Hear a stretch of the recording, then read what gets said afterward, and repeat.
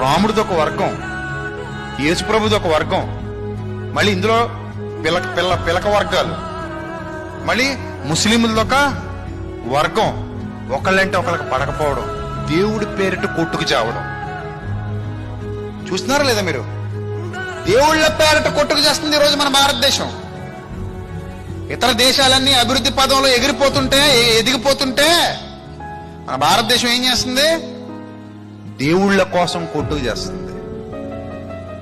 బాగా ఆలోచన చేయండి. ఈ ద్వేషపూరిత భావాలు నింపుకుంటూ మనం చివరికి ఏమి సాధిస్తామండి?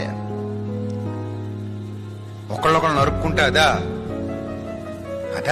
వ్యవస్థ అదా?